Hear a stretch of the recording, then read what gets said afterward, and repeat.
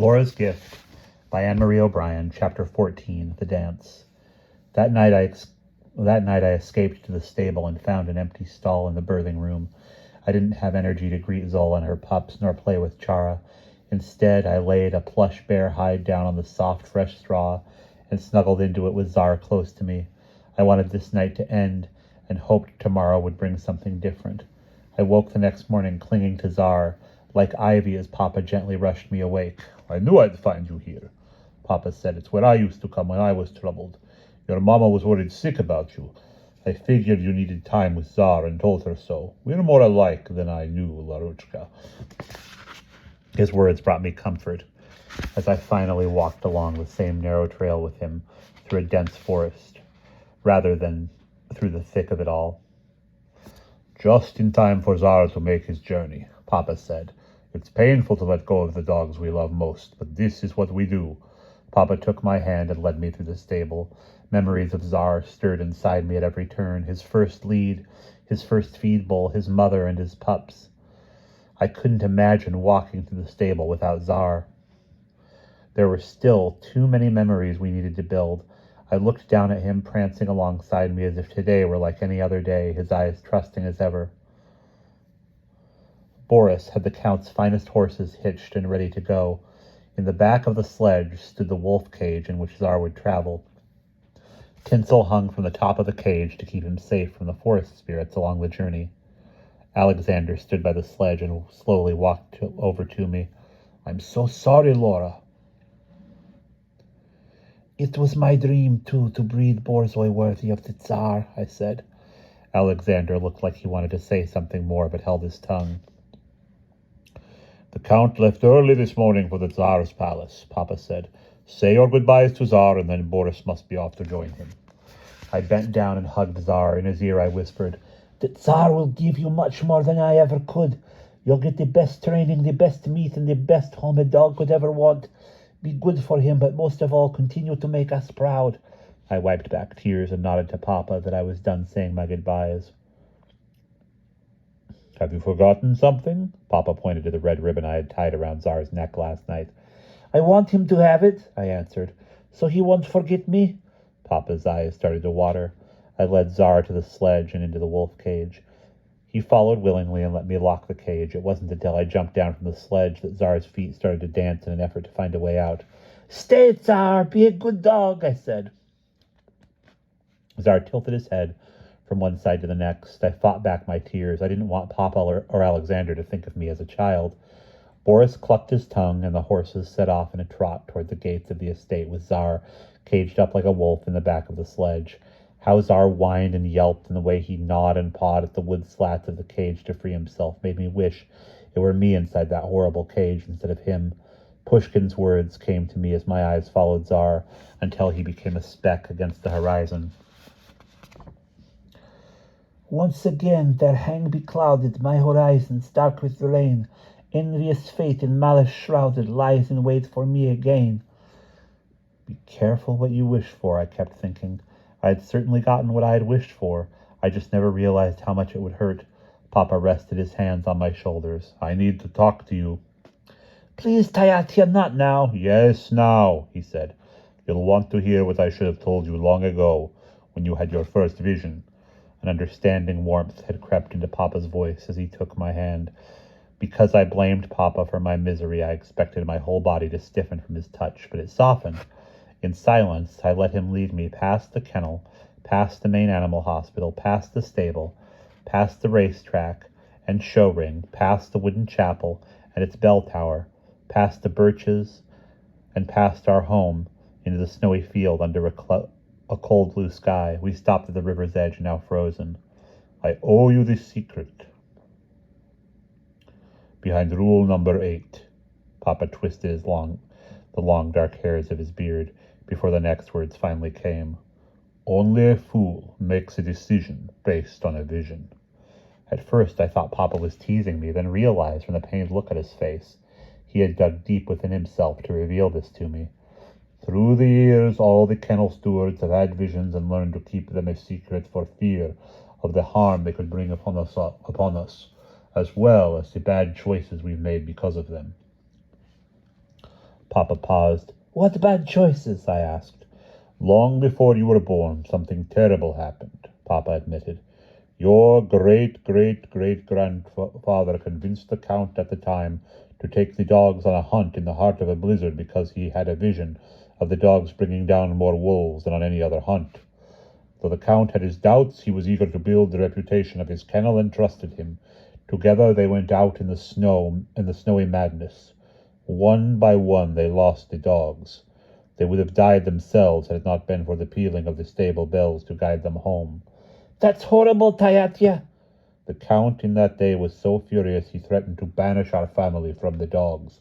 Because his wife was exceptionally fond of your great-great-great-grandmother, she persuaded her husband to give our family another chance on the condition that we never used our visions again. Never? I asked. Never, Papa answered. Does Alexander know about this? This would explain why he called me his crystal ball. Unlikely, Papa said. It's nothing I've ever discussed with the Count. Why didn't you tell me all this sooner? Papa rubbed his hand over his face. I should have told you, but I felt I need to protect you, Larochka. People with gifts like ours come to be hated. Look at Rasputin. He won't live a long life. Of this I'm certain. Our gift could be used to bring good, too, I said. I see that now, Papa sighed. Your mama told me that you had wanted to warn me about the hunt. I was too thick-headed to listen, and now I regret that choice. And as for Tsar, you were right. It was good to let him live. These words have haunted me ever since his birth when you first said them. I knew you were right then, and yet I refused to accept them. I didn't want you to have visions. Tsar deserves much more credit than I've given him. I just couldn't admit it to myself until I faced the truth like a Cossack stallion headed for battle. Just then my head began to pound. Something in the pain I felt made me fear for Tsar. I quickly squeezed my eyes shut and willed myself to see what was coming. There, behind my eyelids, I saw Tsar hanging from a hunter's trap, swaying in the wind, above a pack of hungry wolves jumping at him with snarling, snapping jaws. Then the image faded. It left me with a cold, dark feeling that pressed on me until I could hardly breathe. I know that look, Papa said. What did you see? Tsar's in danger, I murmured, swallowing back sobs. How can that be? I don't know. He must have freed himself. Papa cut me off. That's impossible. I made that cage myself. I know what I saw. I folded my arms and stood a little taller. Tsar's hanging from a tree, stuck in a hunter's loop. If we don't find him soon, I'm afraid the wolves will. Papa stroked the long dark hairs of his beard in pensive thought. I know of one hunter who uses loops to trap wolves. We need him to show us where his traps are, I said. Just then our stable bells rang in earnest. Ding, ding, ding, ding, in a call for help. Papa and I hurried to the stable and found that Boris had returned. He paced back and forth, pointing to the empty cage, as Alexander listened and watched. What happened? Papa asked Boris as we approached full out of breath. 1 minute I looked back and Tsar was inside the cage. The next he was gone. He somehow managed to push the latch free, Boris said. I returned to the estate, hoping to find him here. We've searched the kennel, we didn't find him, Alexander said, giving me a look that said he shared my pain. Because he hasn't yet made it home, Papa said. He turned to me. Go ahead. Explain, Laura. I give you my blessing. As afraid as I was of being hated like Rasputin, I couldn't let anything happen to Tsar, so I closed my eyes. I couldn't bear to see how Alexander would react when he learned of my vision. Tsar's hanging from a hunter's loop, trapped above a hungry pack of wolves, I blurted. Nobody spoke.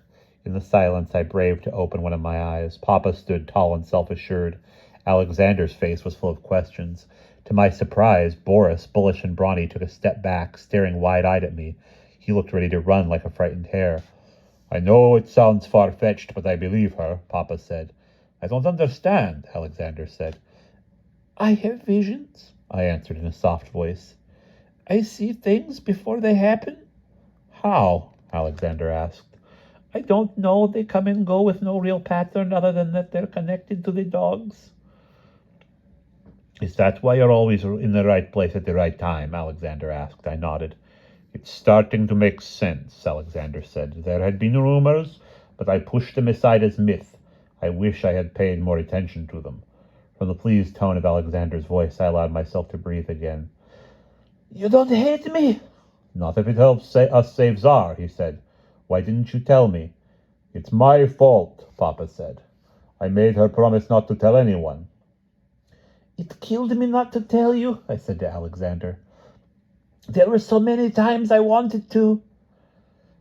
Keeping your word is admirable, Alexander said. You're more noble than you think. We must hurry, Alexander. Papa knows of a hunter who uses traps like the one I saw. We need him to show us where he set them. In one of them, I'm certain we'll find Tsar. Boris will need a bigger sleigh and a fresh set of horses, Alexander requested. Right away, Boris hustled inside the stable, looking over his shoulder, eyeing me as if I were a wolf cub in a pen filled with chicks. Alexander, Papa, and I rode through the powdery snow, some 20 versts away to a small log house in the deep, dark woods. The hunter was chopping wood outside. Alexander and Papa exchanged a few words with him. Then Alexander handed the hunter a bag of rubles. They shook hands, and soon we were headed through the woods, again with the hunter leading the way on his own sledge. The first one's up ahead, the hunter said. It had not yet been triggered, so we traveled to the next one, and again it was empty. So was the third trap. You sure your dog might be in one of my traps? The hunter asked. He lifted his bag of coins and jingled it. Seems you wasted this on nothing. How many more traps do you have? Papa asked. We want to see all of them. The others are farther away. Alexander looked at me. Lara? Yes, all of them. Day was becoming night. We could not travel as quickly through the woods under the darkening sky. I pulled the small black box that Ruslan had made from my pocket and fingered Tsar's face. Then I kissed his face 3 times, just as Mama did in times of hope. Up ahead, the hunter directed Papa. There was there in the trap was something white. It lay motionless as if already dead. My heart dropped into the pit of my stomach. Tsar? As we approached the trap, my heartbeat slowed. It was a silver-white wolf. Let me cut that wolf down, the hunter shouted. We don't have time, Papa said. It's urgent we find our dog. Alexander turned to me. Can you remember anything else about your vision? I closed my eyes and tried to recall what I had seen. Birch trees! I saw birch trees! I called out to the hunter. Do you have a trap set among a cluster of birch trees? Yes, I do, the hunter gulped. How do you know that? How did you know that? Bring us to it, I said. There we'll find our dog. Just over that hill, the hunter pointed. Do you see those birches in the distance? Papa cracked them out, and the horses picked up speed. I thought I could hear Tsar's barking in the distance. His cries for help. As we got closer, my heart hammered and my body started to shake. I kept telling myself to take deep breaths, but my throat tightened and I could hardly breathe. That isn't just any dog, the hunter said. That's a borzoi. There, under the birches, hung Tsar, caught in the trap, trying to free himself above a pack of hungry wolves. Hold on, Tsar, I called. Alexander pulled out his rifle and shot into the pack that hovered under Tsar. One wolf dropped and some scattered. He reloaded and shot again at the pack. Another wolf crumpled into the snow, and more wolves bolted in fear. Papa drove the sleigh just underneath Tsar. The hunter dismounted from his sledge and lowered Tsar into the sleigh and into my arms I wrapped around Tsar, arms I didn't want to let go. I stroked Tsar's head, half laughing, half crying, waiting for my heartbeat to calm, my shaking to stop. Tsar licked my ears and gave them little bites of affection, grunting with pure delight, and he wouldn't stop.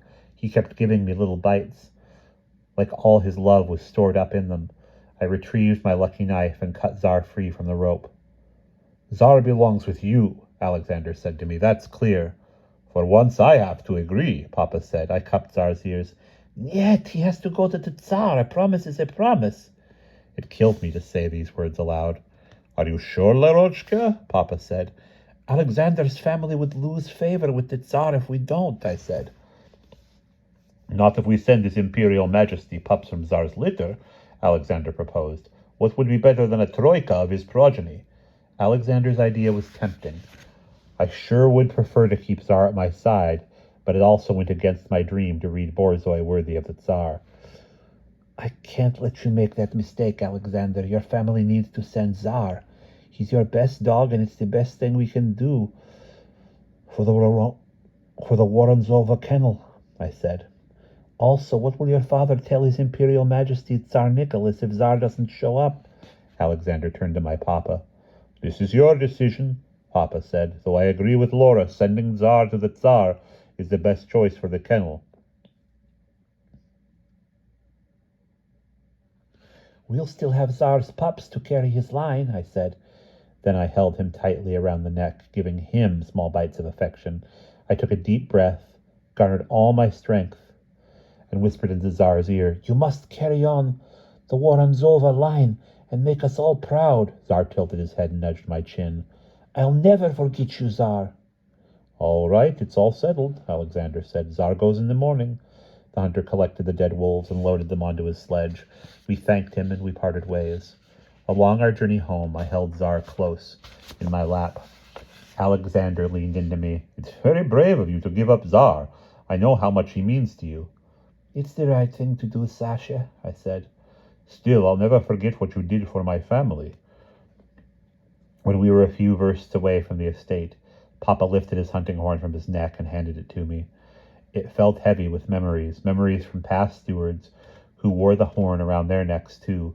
I traced the outline of the gold borzoi running with outstretched legs as Tsar nosed in with his long snout.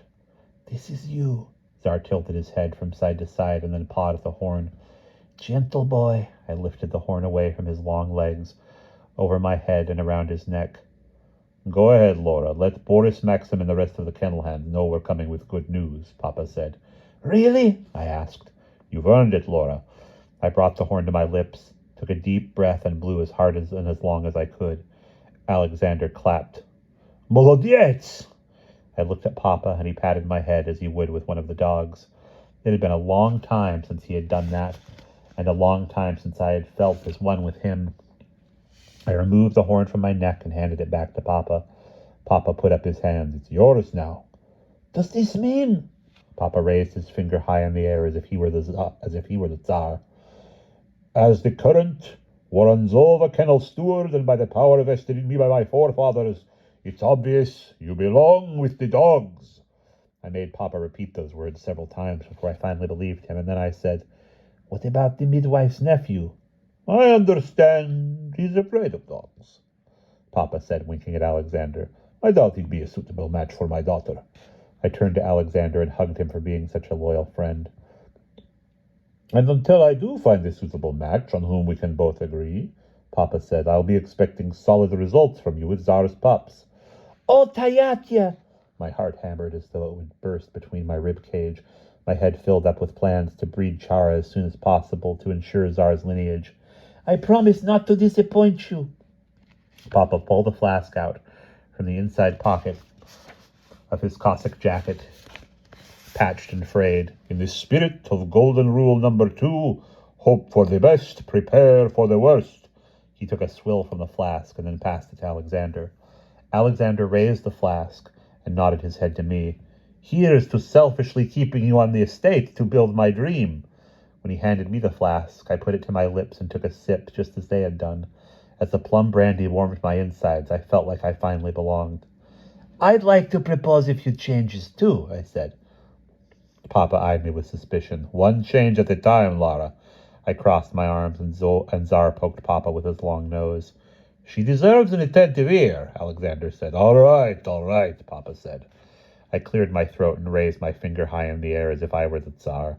As long as the future count agrees, I hereby abolish Golden Rule number 8. Visions shall no longer be shunned as evil. They'll be embraced for the gift they are and put to good use. That will take some getting used to, Papa said. With an encouraging nod from Alexander, I continued. As for your silly Golden Rule number 9, it has to change. I looked down at Tsar. Anyone with a passion to hunt should be allowed to follow that passion. Let's toast to that, Alexander said. Again, we passed the flask of plum brandy around. I took a sip, and it suddenly dawned on me. What about Bo then, Papa? It didn't seem right to rob him of becoming kennel steward. When he's old enough, we'll ask him if the dogs call to him, Papa answered. Who knows? He might take after his mama and prefer a needle and thread. And if he doesn't? I asked. I suppose we could have 2 kennel stewards, Papa answered, looking at Alexander for his reaction. There's nothing in the golden rules against it. I'm all for it, Alexander said. Did you hear that, Tsar? I asked. Papa said I could become the next kennel steward. I owe it all to you. Tsar gave Papa his paw and nudged his elbow. He wants to shake on it, I said. Papa laughed and shook Tsar's paw. When we approached the estate, the stable bells rang like a chorus of singing icons, as if the Tsar were expected. Everyone from the kitchen staff to the stable hands hovered at the entrance of the stable doors, even Mama rocking Bowden in her arms. Next to her stood Ruslan, waving his arms frantically, like at Christmas time. The mood was festive and the spirit was high. Papa pulled on the reins and the sledge came to a stop. Everyone was gathered around us, applauding our success. I pulled out the black box decorated with Tsar's image and raised it high over my head. It brought us luck. It was you who brought the luck, Ruslan said. He's right. Boris told us what happened. Mama gave me a teary-eyed wink, and her wet cheeks glistened under the full moon. I knew you'd find a way. I'm so proud of you. So is Bowden. Listen to him coo. Tsar was first to jump out of the sleigh, his feathery tail wagging, his eyes watching my every move, his feet dancing from paw to paw, waiting for me to join him. No sooner did my feet land on the packed snow than Tsar lifted his paw into my hand and then gingerly placed his other paw onto my shoulder. He stood a head or more taller than me. Whoa, boy, what's all this about? Tsar wants to dance, Alexander encouraged. He sure does, Ruslan added. In mirth and wonder, as if I just touched the moon, I twirled Tsar around in a fancy waltz. With his long snout, he nudged underneath the ear flaps of my fur hat and gave my ears tiny bites of affection. Mama and Bowden joined us, as did Papa, with his bear hug arms wrapped around all of us. And that is the end of Laura's Gift. The book includes a long author's note and an afterword, which I will not read because I feel like that would kind of be stealing the author's voice. This was fun. I don't remember who recommended it, but I did have fun reading it. We will stay in winter and probably stay with dogs for a minute. So I look forward to seeing you in the next read aloud.